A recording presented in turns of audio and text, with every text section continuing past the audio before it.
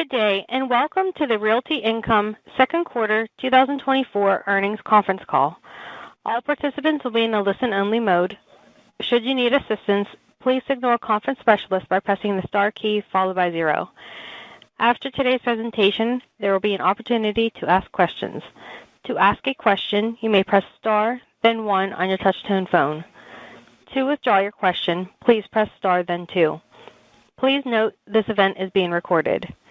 I would now like to turn the conference over to Steve Bakke, Senior Vice President, Corporate Finance. Please go ahead. Thank you all for joining us today for Realty Income's second quarter operating results conference call. Discussing our results will be Sumit Roy, President and Chief Executive Officer, and Jonathan Pong, Chief Financial Officer and Treasurer. During this conference call, we will make statements that may be considered forward-looking statements under federal securities law. The company's actual future results may differ significantly from the matters discussed in any forward-looking statements. We will disclose in greater detail the factors that may cause such differences in the company's Form 10-Q. We will be observing a 2-question limit during the Q&A portion of the call in order to give everyone the opportunity to participate. If you would like to ask additional questions, you may re-enter the queue. I will now turn the call over to our President and CEO, Sumit Roy. Thank you, Steve. Welcome, everyone. In the second quarter, I'm pleased we were able to deliver strong results as the economy, as well as the transaction market, navigate today's rate environment. We seek to be real estate partners to the world's leading companies, and the diligent efforts of our dedicated team resulted in AFFO per share of $1.06, representing a robust 6% growth compared to last year. Combined with our annualized dividend yield in excess of 5%, our shareholders earned a total operational return of over 11%. The power of our global sourcing and acquisition platform was on display this quarter as we deployed capital in the U.S. and Europe across retail, industrial, and data center real estate, and the real estate-backed credit opportunities. In total, we invested $805.8 million into high-quality opportunities at a blended 7.9% initial cash yield, or an 8.2% straight-line yield, assuming CPI growth of 2%. Of this, approximately $262 million of volume was invested in the U.S. at a 7.6% initial cash yield. The balance of approximately $544 million was invested in Europe at an 8% initial cash yield, including a $377.5 million investment in a secured note at an 8.1% yield issued by Asda, a leading UK grocery operator.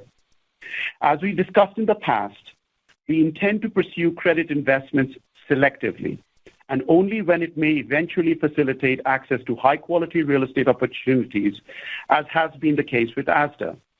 We also believe these credit investments represent a profitable means for Realty Income to participate in and benefit from the current rate environment. Furthermore, from a risk management perspective, we view these credit investments as a prudent, natural hedge to the inherent rate exposure as we have on the liability side of our balance sheet. Providing further detail on investments in the quarter, we executed 79 discrete transactions with 55 clients, including 2 new clients across 22 industries. 31% of direct real estate investment volume was allocated to new sale leasebacks. Touching on our sourcing activity, we were pleased that our transaction discipline earlier this year is bearing fruit, as this quarter we began to see a greater number of opportunities available at pricing that aligns with our cost of capital. This improvement supported the $200 million increase in transaction volume sequentially, and it drove the investment guidance increase to $3 billion in June, a 50% increase from our prior guidance. We believe the higher closed volume, paired with investment spreads that are largely consistent with last quarter, are signs the transaction market may be moving towards normalization. Investment activity this quarter was funded in large part by adjusted free cash flow, which totaled approximately $200 million in the second quarter. Not having to rely on public equity enhanced the accretive nature of these transactions. The deployment of excess cash flow represents an important contributor to our growth. In fact, we believe we can utilize excess free cash flow together with our portfolio's internal rent growth to deliver an approximate 7 to 8% total operational return annually to shareholders without relying on public equity issuance. The portfolio's stabilized internal growth rate has risen in recent years and now stands at approximately 1.5% on an annualized basis, in part because of the expansion of our European platform, where many leases are subject to uncapped CPI increases, as well as our expansion into the gaming and data center verticals, where leases often include healthy annual rent escalators. With the benefit of excess free cash flow, second quarter capital deployment activity resulted in an investment spread of approximately 293 basis points, which, like the first quarter, is well above our historical spread of 150 basis points, in part due to the utilization of excess free cash flow. As a reminder, these disclosed investment spreads utilize our short-term nominal cost of capital, which measures the estimated year-one earnings dilution from raising capital on a leverage-neutral basis to fund our investment volume. This is different from a higher long-term cost of capital, which applies a growth premium to our cost of equity to account for the long-term return requirements for our investors. While we remain vigilant in today's volatile environment, seeking only the most attractive risk-adjusted return opportunities, we will also only utilize external capital opportunistically, aiming to augment our growth rate at times when our cost of capital becomes increasingly attractive as compared to prevailing market investment yields. An additional source of capital in the second quarter was dispositions. We utilized proprietary predictive analytic tools in combination with the insights of our asset management and research teams to drive the decision to sell 75 properties for total net proceeds of approximately $106 million, bringing the year-to-date total to approximately $202 million. For the year, we expect to sell between $400 and $500 million of assets. As we continue to calibrate and hone our predictive analytic tools, advancing our investment thesis on each property in our portfolio, we may be more active on dispositions than in the past. We continue to optimize our portfolio composition and investment returns while broadening our use of organically generated capital to finance growth. Another critical point of differentiation for Realty Income is the strength of our balance sheet, underpinned by our low leverage of A3/A- credit ratings by Moody's and S&P respectively, and our access to capital on a global basis. During the second quarter of 2024, the combination of internally generated cash flow and disposition sale proceeds allowed us to fund most of our investment activity without settling any newly issued equity capital, while still maintaining our leverage metrics at or below our long-term targets. Shifting to operations, our portfolio continues to generate very solid returns and to perform in a very stable fashion. Occupancy rose to 98.8% as of June 30th, a 20 basis point increase from the prior quarter.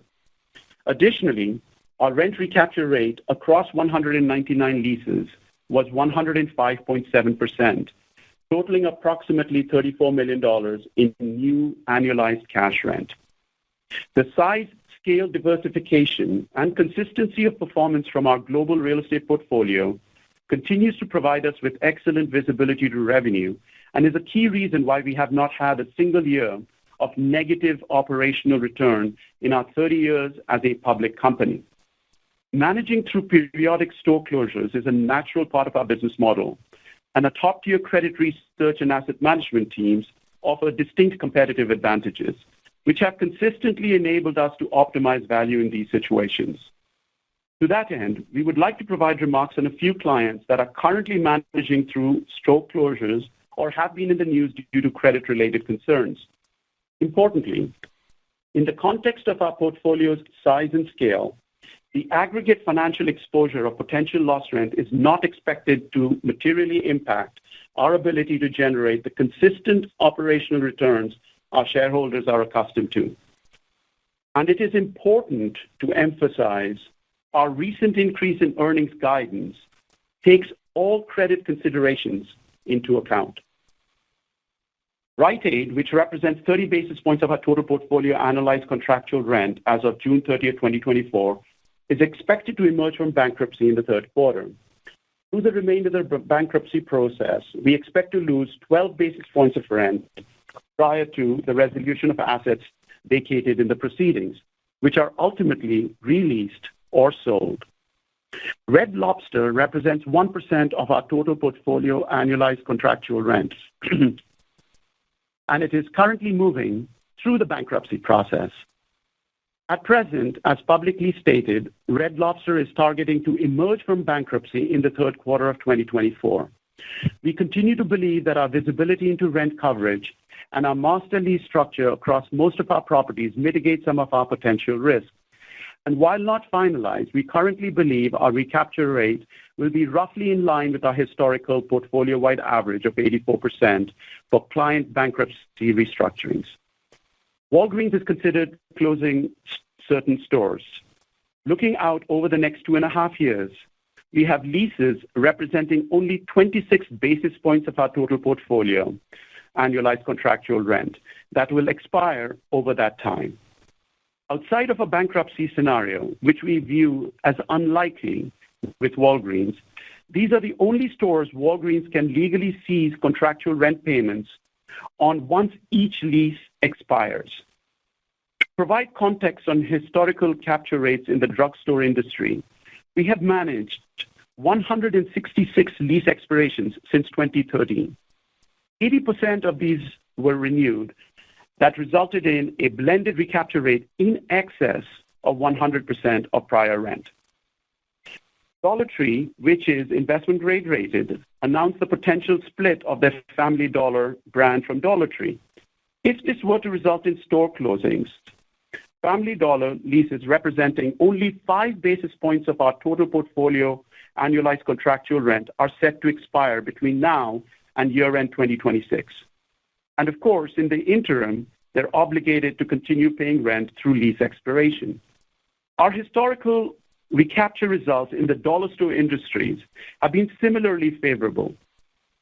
We have managed 263 lease expirations since 2013, of which 86% of the clients renewed at a weighted average rate well north of 105%. In case of our theater exposure, we feel the risks have notably diminished in the past 12 months. Cineworld reduced its debt by $4.5 billion through its restructuring, and AMC recently made improvements to its financial position by extending debt maturities and additional equity issuance. It is important to note that in total, the rent at risk from Rite Aid, Red Lobster, Walgreens, Dollar Tree, as well as At Home and Big Lots, which is 11 basis points of rent, represents in total only 2.3% of our total portfolio annualized contractual rent through year-end 2026. And if we achieve the recapture rate in line with our long-term average for bankruptcies, which is 84%, this suggests only approximately 37 basis points of rent is at risk of seizing, or an approximately 2 cents of AFFO per share impact.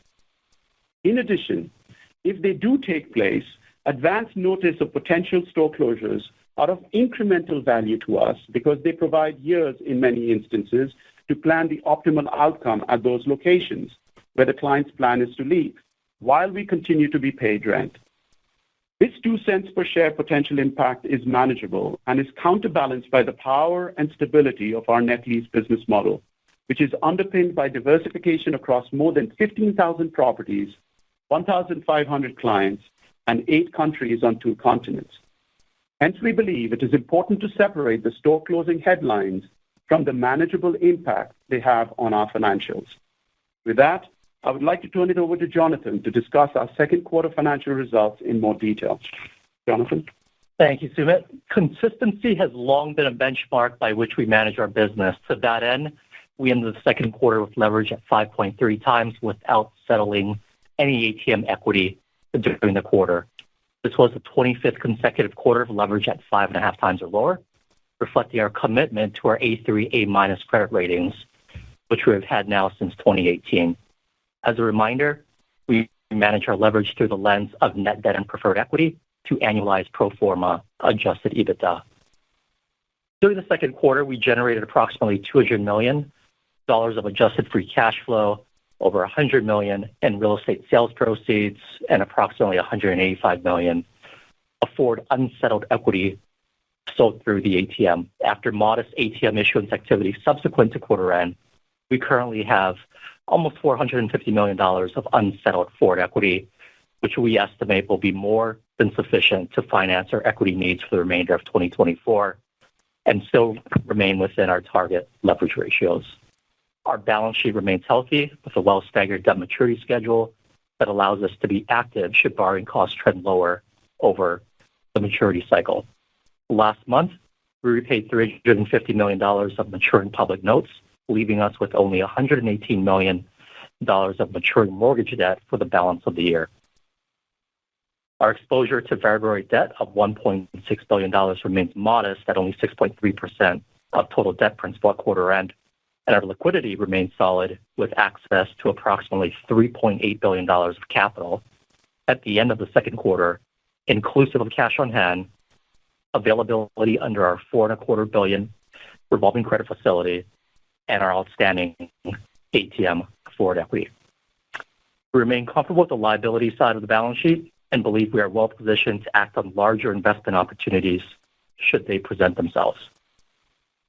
As Sumit mentioned earlier, we view our credit investments as a natural hedge to the inherent interest rate risk associated with debt maturities we have on our balance sheet. To that end, the 6-year, £300 million senior secured loan we invested in during the quarter provides us with an attractive 8.1% yield, secured by the solid credit of a UK grocery store operator, while reducing the rate sensitivity on the value of sterling debt we have on the balance sheet maturing in 2030, which currently totals £540 million. From a 2024 earnings guidance perspective, we are reiterating our full-year investment guidance at $3 billion and our AFFO per share guidance of $4.15 to $4.21, which represents 4.5% annual per share growth, assuming the midpoint. As a reminder, we increased our guidance on June 4th, which included the expectation of collecting the $16 million of lease termination fees that we recognized in the second quarter.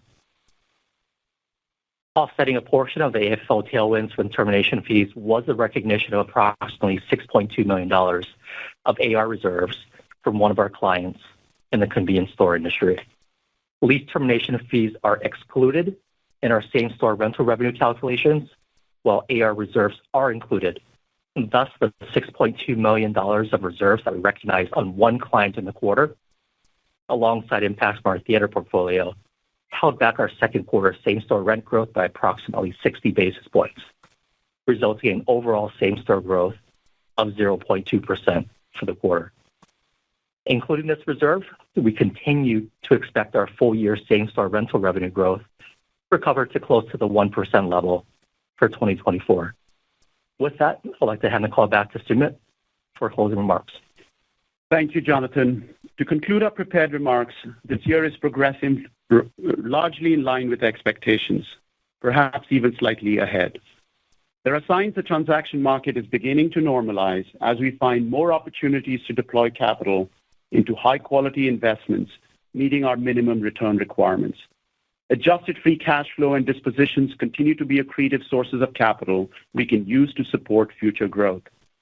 Combined with the stability of our solidly performing client base and the strength of our balance sheet, we believe we are well positioned to deliver attractive risk-adjusted returns to shareholders in a variety of economic environments. I'd like to now open it up for questions. Operator? We will now begin the question and answer session. To ask a question, you may press star, then one on your touch-tone phone. If you are using a speakerphone, please pick up your handset before pressing the keys. If at any time your question has been addressed and you would like to withdraw your question, please press star, then two. The first question comes from Michael Goldsmith from UBS. Please go ahead. Good afternoon. Thanks a lot for taking my question. The largest component of your investment volume this quarter was the investment in the Asda notes. how should we think about the different investment buckets that you have when it comes to expectations for the back half of the year? Thanks. Thank you, Michael. That's correct. We did have a $377 million investment in the ASDA loan, which was very opportunistic, and we've already highlighted the reasons as to why we did that.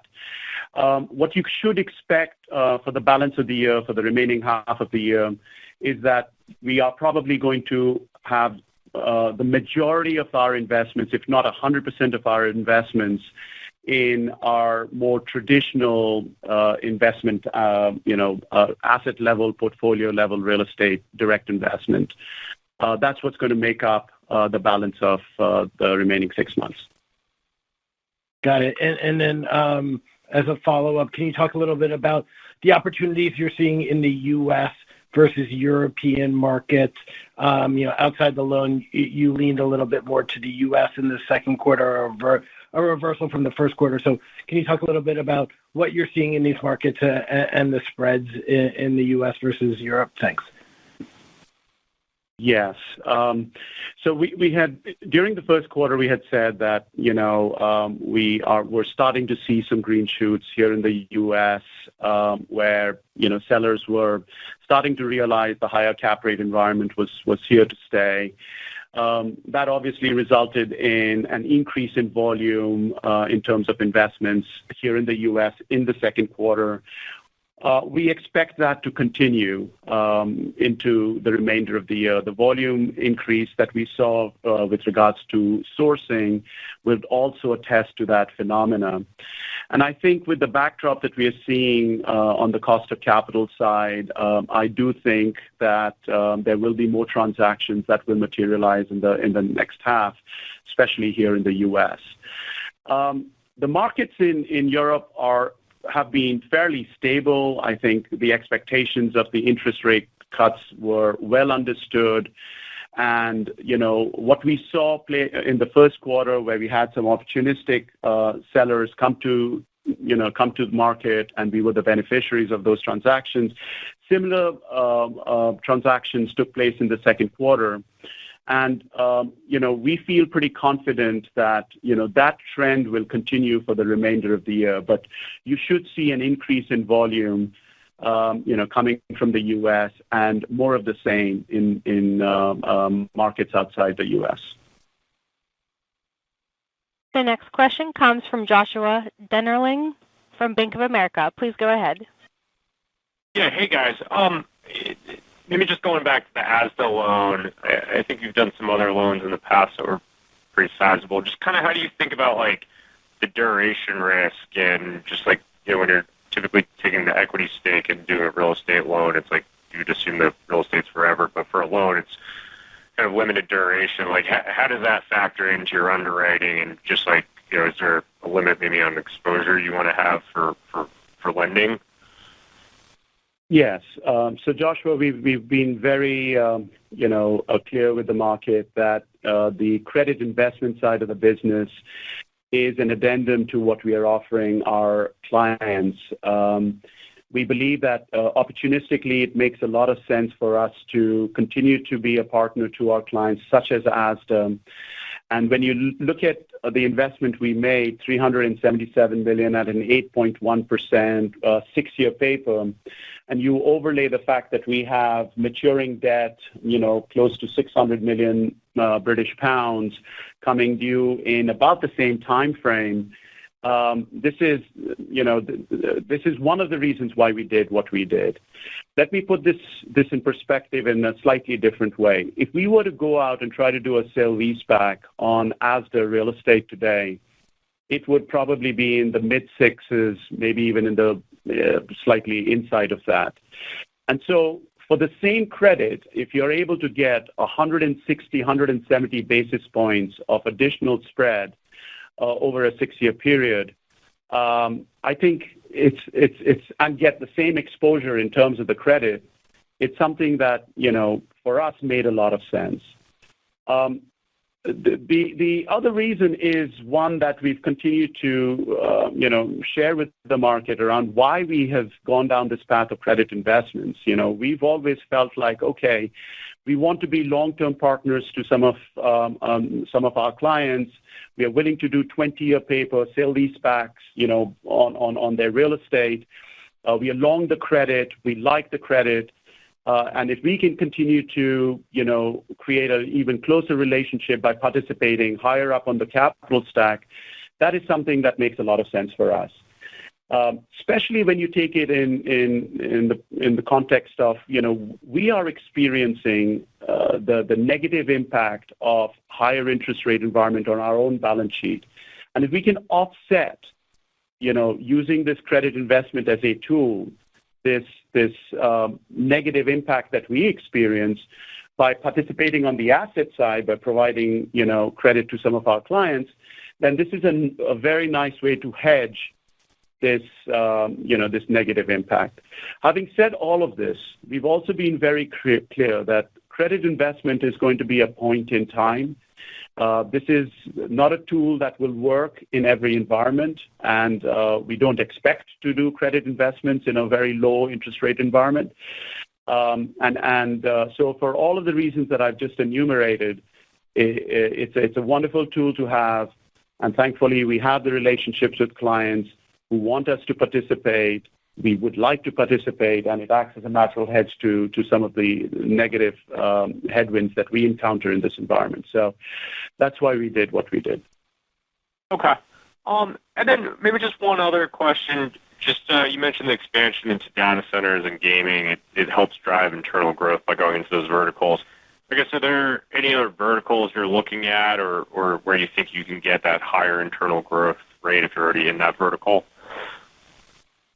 Yeah. So the areas that give us that higher internal growth largely are the two you've mentioned and the international market. And obviously, this is not a new vertical for us, but industrial does tend to have higher internal growth as well. And the combination of our investments in these areas have resulted in the profile of internal growth changing from circa 1% in our business to 1.5%. And that will continue to be the areas that we focus in the future. I think this was a question that was asked in a previous call as well. Are there any new verticals that we are looking at? And the answer is no. We have, a very well-defined total addressable market based on the verticals that we've already articulated to the market, and we are very comfortable continuing to play in those specified verticals. And there's plenty to be done, so we're very happy with that.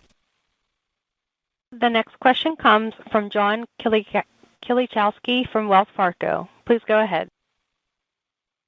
Hi, thank you. So the amount of IG tenants as a percentage of acquisitions was 10%, which I believe is your lowest since the third quarter of 2017. Maybe how should we think about that and your appetite to move down the risk curve to generate yield here? Yeah, I don't necessarily agree with the last comment that you made in your question, John. But I'll go ahead and answer this question around, investment grade representing 10% of our investments in the second quarter. We've always been very clear with the market when we've said that, we don't target investment grade as a criteria for investment. What we are looking for is, are we generating the right yield, for the credit risk that we are taking, for the real estate risk that we are taking, et cetera. And the actual ratings of the client is a byproduct of being able to underwrite appropriate risk-adjusted return profiles.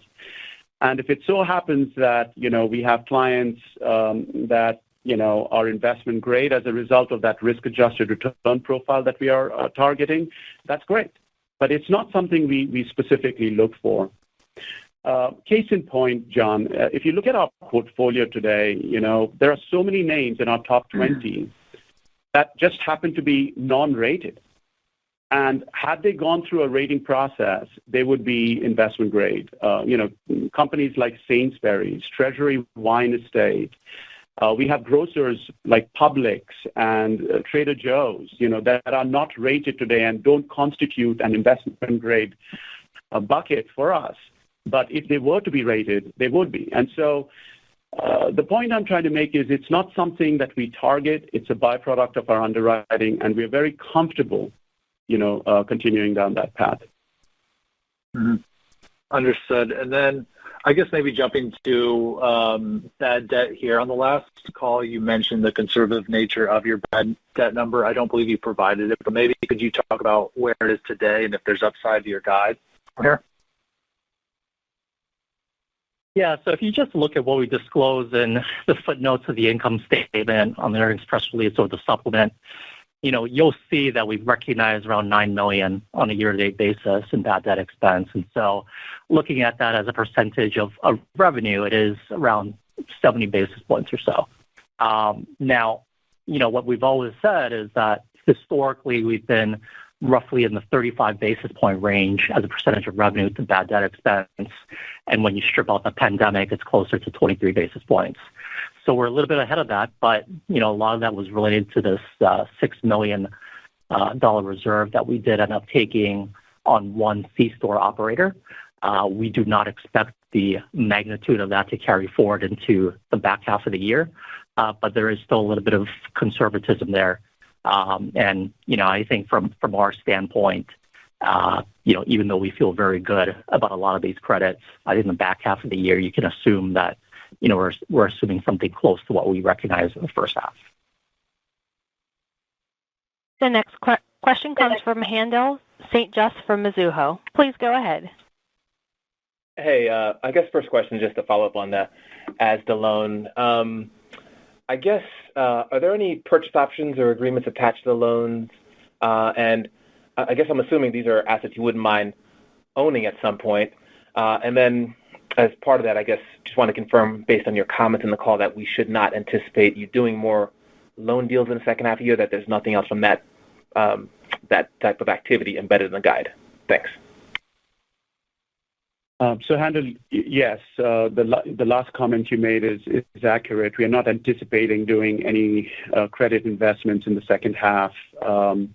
But, just to be very clear, credit investments is something that we have used opportunistically in the past, and we will continue to use opportunistically going forward. But it is not contemplated that we will do any in the second half. Having said that, you're right. This is a secured bond offering, and so it is. The security that we have is obviously a lot of the unencumbered real estate that ASDA continues to own. You're also correct in assuming that, we are very comfortable going long the credit. You might recall in the third quarter of last year, we did a fairly large, I want to say north of $600 million of sale leaseback with ASDA. So this is a credit that we are very comfortable with. We like the operators. We like what they're trying to do with their business. And this is a way for us to continue to strengthen that relationship going forward. But yes, part of what we are trying to do is, in the event they decide to go down the path of doing sale leasebacks, we are going to be first in line. There are no guarantees, but we will be first in line for those conversations. And that's exactly the type of position we would like to be in going forward with clients such as this.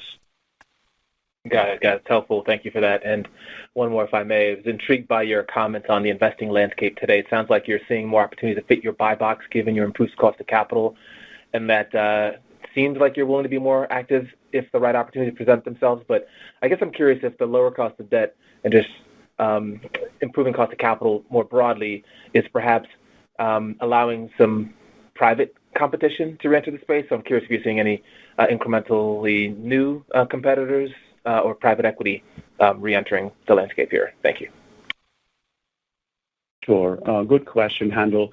Look, I think it's a little too early, but the reality is that in the event that interest rates do start to come down, private equity that has largely been absent from the market should, start to come back in.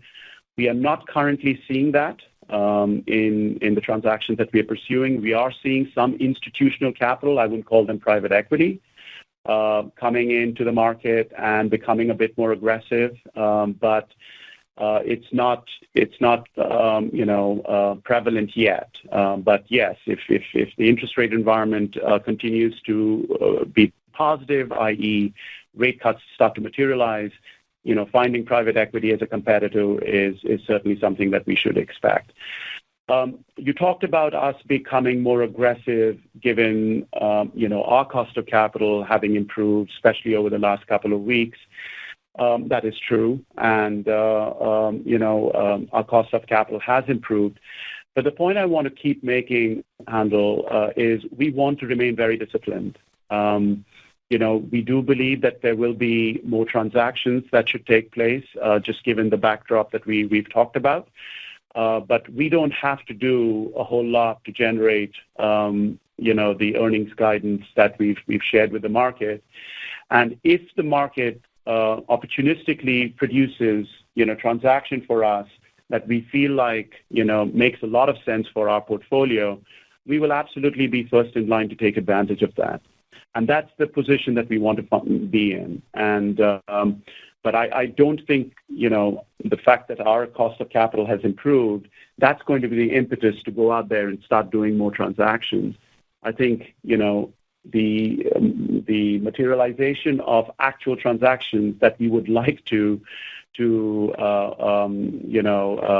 be successful pursuing, that is going to drive what we do in the second half. And we feel, based on everything that we are seeing, plus the pipeline that we have, very confident that, the investment market will continue to improve. The next question comes from Smedes Rose from Citi. Please go ahead. Hi, thanks. Just on that, I was just wondering about the transaction activity that you kind of have in your sideline. I mean, do you see more kind of larger portfolio deals in the offering, or is it more kind of smaller kind of one-off transaction opportunities? Just any sort of changes since your last quarterly call? Smeed, there are some large transactions that will be coming to market in the second half. These are existing clients that we have, that we are in constant conversations with as to whether, we are lucky enough to win those transactions or whether they actually end up coming to market is still a bit of a question mark. But we are starting to see those types of conversations taking place, and we feel pretty good that the market's going to improve. Our pipeline is largely along the lines of what we've achieved, to date on the straight up organic acquisition side. And there aren't any, billion-dollar portfolios, if that's what you're thinking, that we have in our pipeline yet. But the conversation leads me to believe that, there will be larger portfolios coming down, but we'll see. Okay. And then I just wanted to ask you too. I'm sorry if you maybe addressed this, but the termination fees you received in the quarter, they were related to one particular client, or was this just a bunch of fees that happened to come in at once? Or just kind of wondering what they were related to. Yes, those are related to one particular tenant, and it's really reflective of an agreement that our team was able to reach with them for a handful of assets, not the entire exposure, but just a handful of them. The next question comes from Greg McGinnis from Scotiabank. Please go ahead. Hey, hope you're doing well. I was just hoping to get a little more color on how you're identifying assets for disposition, whether that's tenant credit, renewal risk, geography. Any color would be appreciated. Sure, Greg. So a lot of it is very, it's opportunistic. It is an analysis, a very deep analysis that the asset management team, takes on looking at assets for existing clients, that may not have, the right return profile that, longer term because the markets have changed or that particular location is not what it used to be. There could be several reasons as to why they get into the disposition list, one of which could be credit as well. And so, we are using our predictive analytic tools to help, monitor, these 15,000 assets that we have at any given point in time. And it's coming out with a rating that then suggests that, hey, this one may have a high location risk or low fungibility available to these locations. And then we overlay the credit, on top of that. And then asset management goes through those and tries to create various different scenarios of what is the economic outcome going to look like under, for instance, a client that may not have any credit issues will pay rent, but at the end, this asset may not have, other alternatives available to it outside of a vacant sale. And that return profile will be compared with selling it today to see what yields a better outcome. And that's the analysis that the asset management team is undertaking far more, directly today than I think we've done in the past. And that's the reason why we've come up with the $400 to $500 million of assets that we feel like does not necessarily have a long-term future in our portfolio. And that's how we come up with the list. Okay, thank you. And then on acquisitions, how should we be thinking about, your view on investment spread with the improved cost of capital versus what you're actually seeing in the market? The U.S. cap rates were up 70 basis points quarter over quarter. Is that kind of a fair target area, or could we see that start to come back in? Greg, as you know, I think I don't see the cap rates moving out from these levels. And in fact, they probably are going to start to come in, going forward, just given the backdrop that we are all experiencing with better cost of capital, more competitors are going to start to come in. That's going to push, it's going to put pressure on the cap rates. So, but in terms of spread, which is how we think of our business, we are very hopeful of maintaining the spreads that we've achieved thus far, and it could be a combination of our improving cost of capital, despite perhaps a slightly lower cap rate environment. But we are going to be very selective in what it is that we pursue, which is why we have not gone out and increased our acquisition guidance. But let's wait and see what happens over the next couple of months. Things are fairly volatile with, elections coming up later this year. And, and obviously we see what's happening on the geopolitical side. So it is a bit of a, volatile period. But having filtered all of that, I think you should expect to see us trying to maintain the spreads that we've achieved thus far. The next question comes from Upal Rana from KeyBanc Capital Markets. Please go ahead. Great. Thank you for taking my question. Sumit, you touched on dispositions already, but I wanted to get your reasoning on providing guidance at this point, and is this product of better visibility or a shift in strategy? You did mention that you do expect to be more active on that front than in the past. So you have sold a number of vacant properties already this year, but you still have another 185 more to go. So I want to get any color on that. That'd be helpful. Yeah, good question, Upal. You should expect, at the end of it all, half of it to be occupied assets and half of it to be vacant assets. So clearly, the trend for the first half has been more, vacant asset sales. So that's going to shift going forward. It is a slight shift in our strategy, but part of it is driven by, two very large M&A deals that we've effectuated over the last 2.5 years. And clearly, and we've been very upfront about this, there are, assets that we've inherited that it's not a long-term strategic hold for us. And so we just want to be more proactive in being able to dispose of these assets. And given the quantum of capital that this particular process can generate for us, i.e. $400 to $500 million, we wanted to be very clear with the market that, look, this is going to be a source of capital for us that you may or may not be aware of. And so people can appropriately underwrite that source of capital. And when we make statements like we don't have to be out in the equity market, this helps explain that piece.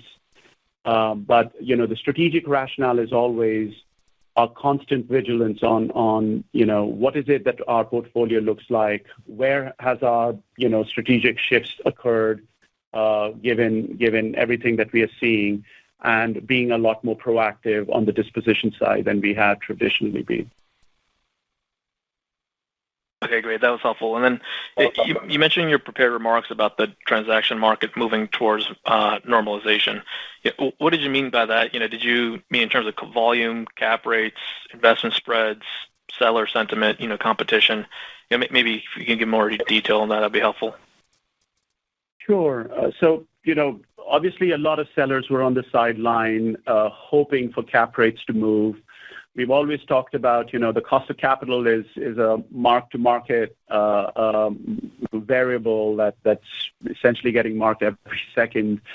But cap rates tend to be stickier. And when the cost of capital changed as abruptly as it did for, a lot of the REIT sector, the sellers were not able to accept that environment. And so they were waiting on the sidelines, expecting things to change.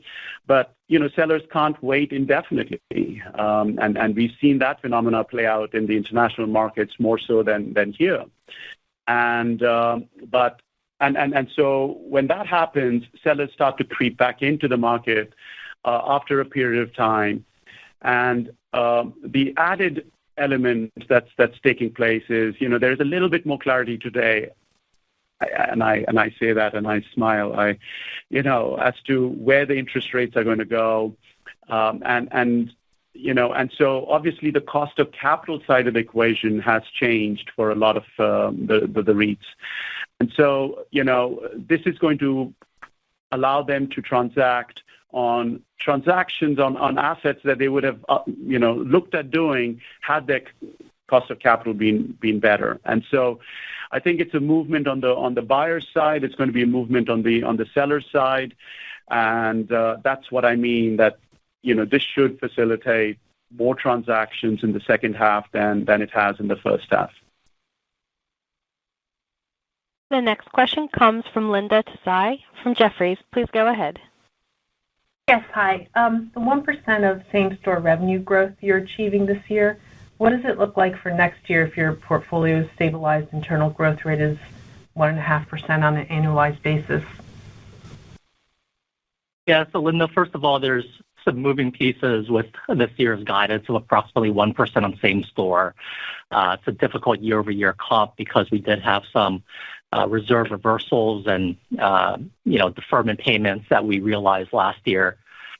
Last year we had 1.9% was our same store number. This year at 2%, you're kind of averaging. This year at 1%, you're kind of averaging out to that 1.5% level.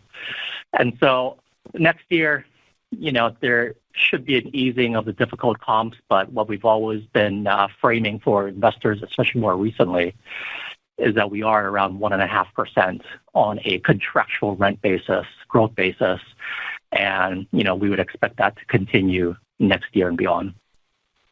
Thanks. And then assuming an 84% recapture rate through year-end 26, you only have 37 bits or 2 cents of AFFO per share impact at risk.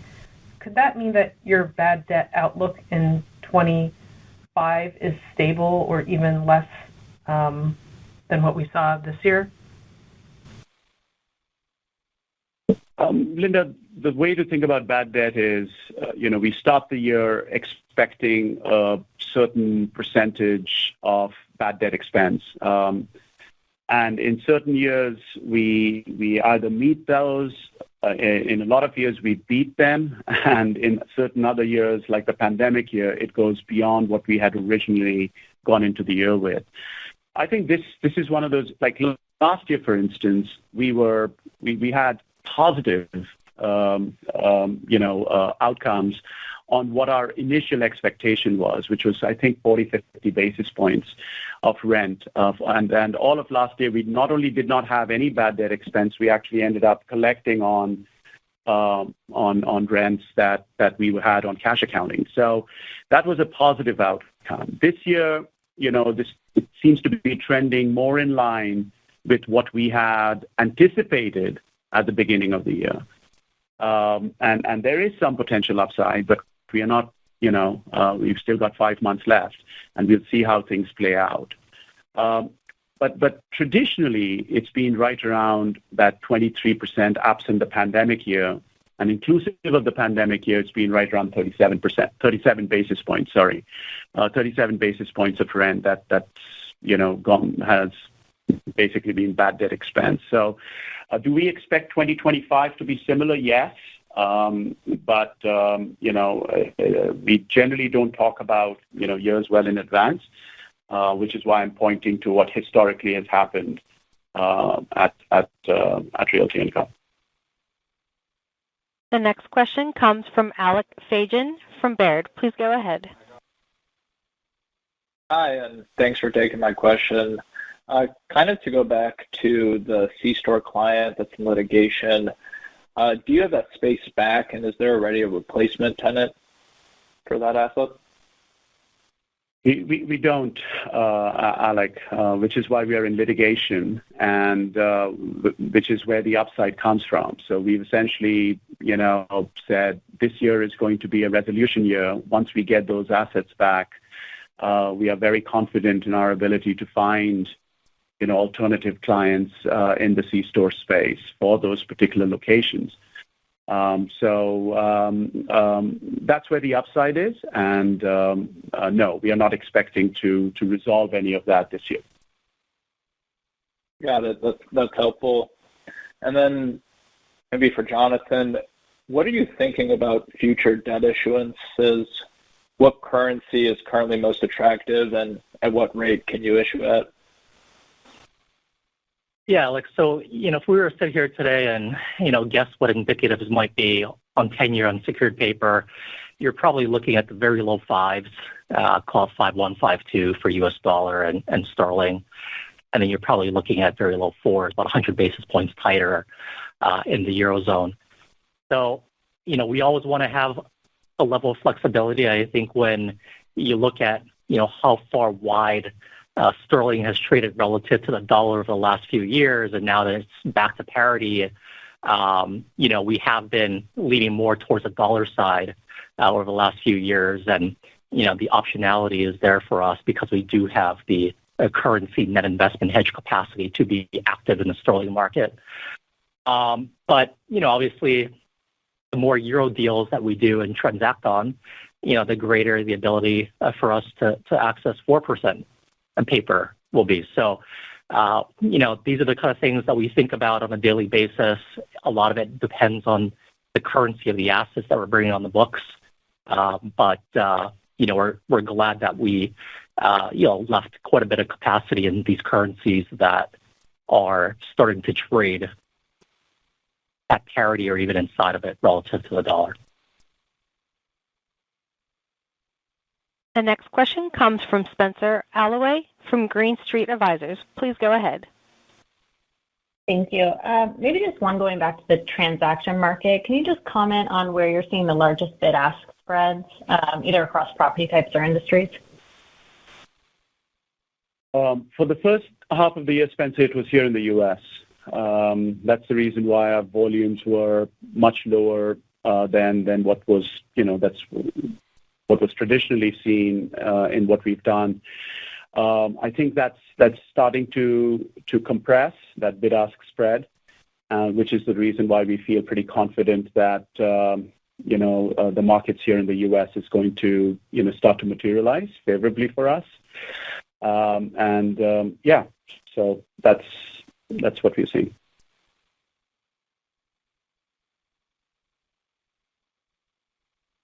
The next question comes from Ronald Camden from Morgan Stanley. Please go ahead. Hey, just two quick ones for me. Just one, just on the interest cost. Can you remind us how much of the guidance this year, the FFO growth, how much of it was a drag just from higher interest expense and so forth, and how you're thinking about sort of the maturities in 25? Yeah, so it definitely wasn't much of a drag this year. I mean, luckily for us, we came out and did a debt offering in January, and that was, in the very low fives, just above 5. So when you look at it on a year-over-year basis, not a big difference. We did obviously have a $350 million bond that we did repay, so there's a little bit of dilution from that.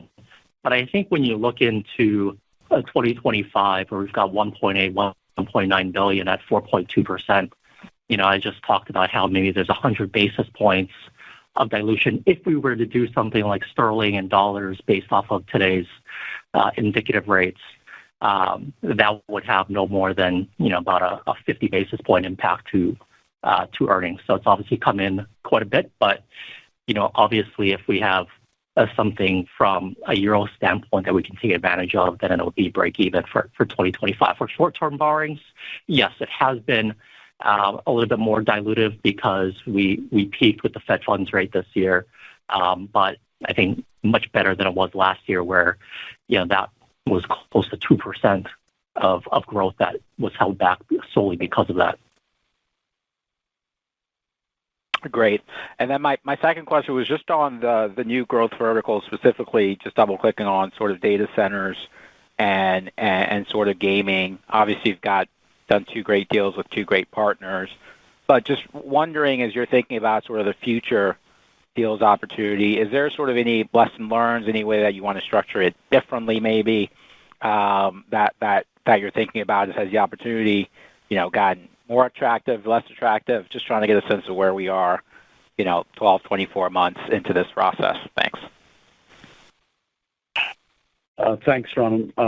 So on the gaming side, just based on performance of the assets that we have visibility into, it's clearly been a great investment for us. Both the assets that we currently either own 100% or partially own have continued to perform, and then the leases that were structured were, in our view, very favorable leases. It was a fair lease both to the operator and to us, and I'm not sure if there's anything there that we would change based on what we've learned over the last two years.